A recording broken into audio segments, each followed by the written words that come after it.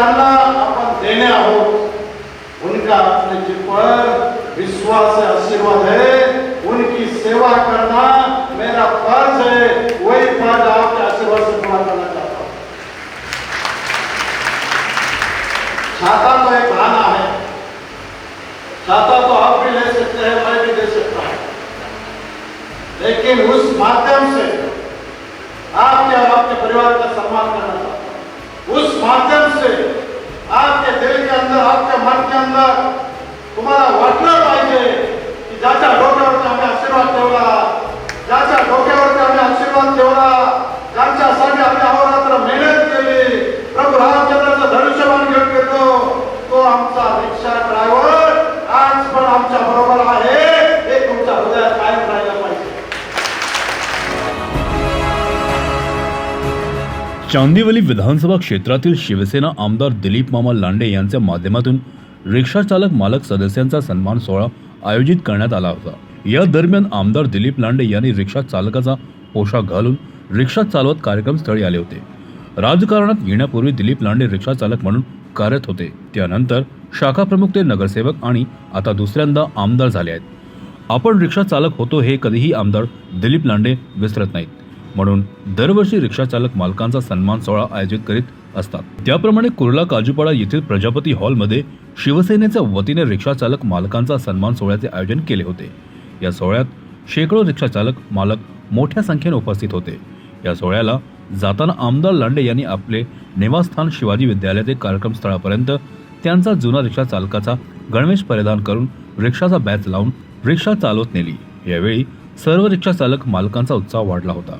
या दरम्यान आमदार दिलीप लांडे यांनी प्रतिक्रिया देताना सांगितले की मुंबईत समाजसेवेची सुरुवात मी रिक्षा ड्रायव्हर म्हणून केली होती, त्याची जाणीव आजही राहावी म्हणून आपण आज रिक्षा चालकाचा गणवेश घालून रिक्षा चालवली। यामुळे रिक्षा चालक मालकांचा सन्मान सोहळा दरवर्षी आयोजित केला जातो। रिक्षा चालकांच्या कल्याण मंडळाला अधिक निधीची मागणी केली असल्याचे यावेळी आमदार लांडे यांनी सांगितले। या सन्मान सोहळ्यात सर्व रिक्षा चालक मालकांना भेटवस्तू स्वरूपात छत्रीचं वाटप करण्यात आले। माझं आयुष्य हे रिक्षामधून सुरू झालेलं आहे आणि माझ्या या प्रवासामध्ये रिक्षाचा व्यवसाय करत असताना जे माझे रिक्षा ड्रायव्हर आहेत ते सौंगडे जे आहेत यांचीच ताकद होती, यांचं सहकार्य होतं। या सहकार्यामधून आज एक शाखा प्रमुख झालो, शाखा प्रमुखचा नगरसेवक झालो आणि नगरसेवकाचा आमदार होत असताना माझ्या सर्व रिक्षा चालकांनी 6 महिने प्रत्येक पॅसेंजरला हात जोडून सांगितलं, त्यांच्या पाया पडले, त्यांना विनंती केली, एक वेळ आमच्यावरती विश्वास ठेवा आणि रिक्षा चालक दिलीप मामाला धनुष्यबाणचं बटन दाबून निवडून द्या, विकासाची जिम्मेदारी आमच्यावर। हा विश्वास तो त्यांच्याचा होता, तो आहे, तो टिकवण्यासाठी, वाढवण्यासाठी, त्यांच्या भावनांचा आदर करून त्यांच्या लक्षात आलं पाहिजे की हा दिलीप लांडे रिक्षा ड्रायव्हर आहे, होता आणि राहणार।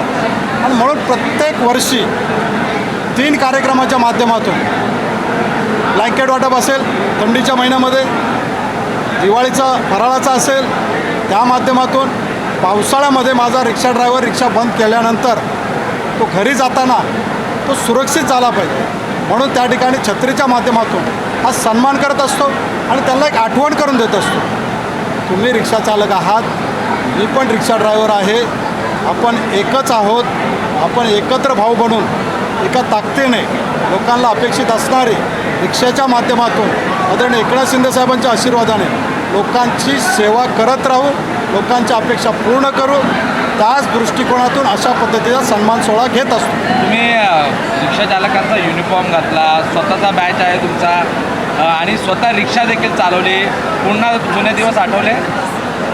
आयुष्यामध्ये प्रत्येक क्षण हे माणसाने हृदयात ठेवला पाहिजे आणि म्हणून माझं आयुष्य या मुंबई शहरामध्ये पोटाची खळगी भरण्यासाठी ज्यावेळी आलो होतो त्यावेळी रिक्षाच्या माध्यमातून माझं आयुष्य सुरू झालं आणि त्याबद्दल 1982 पासून ते आजपर्यंत या रिक्षा चालकाच्या माध्यमातून लोकांची सेवा असेल, लोकांचा सन्मान असेल आणि लोकांना त्यावेळी रिक्षातून सुद्धा काजूपाड्यात काही रिक्षा ड्रायव्हर येत नव्हते, परंतु मी त्यांना घरोघरी नेऊन सोडत होतो।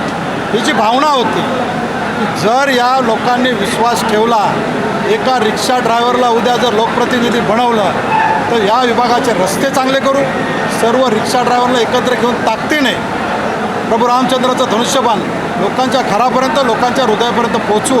आणि हे काम माझ्या रिक्षा ड्रायव्हरने, माझ्या रिक्षा चालकाने प्रामाणिकपणे केलं. त्याच भावनेने त्यांच्याबरोबर आयुष्यभर राहत राहणार. अनेक समस्या रिक्षा चालकांच्या मुंबईमधल्या आहेत. उपमुख्यमंत्री आहेत तुमचे.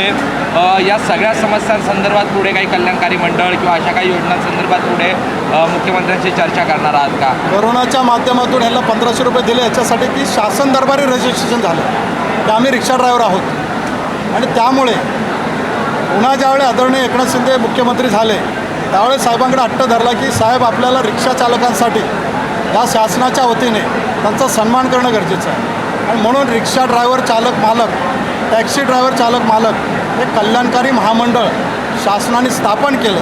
आणि या माध्यमातून रिक्षा ड्रायव्हर असेल, रिक्षा चालक मालक असेल, टॅक्सी ड्रायव्हर असेल, या लोकांच्या कुटुंबियांसाठी शासनाच्या वतीने मुलांना शिक्षणासाठी शिष्यवृत्ती देण्याचं ठरवलं, मोफत आरोग्याच्या माध्यमातून त्यांची सेवा करायचं ठरवलं.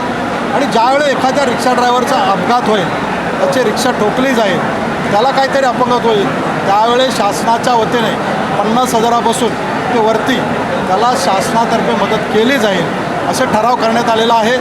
90 कोटी रुपये मंजूर झाले होते, परंतु या बजेटमध्ये त्याच्यापेक्षाही जास्त पैसे द्यावेत असं बजेटमध्ये मागितलेलं आहे.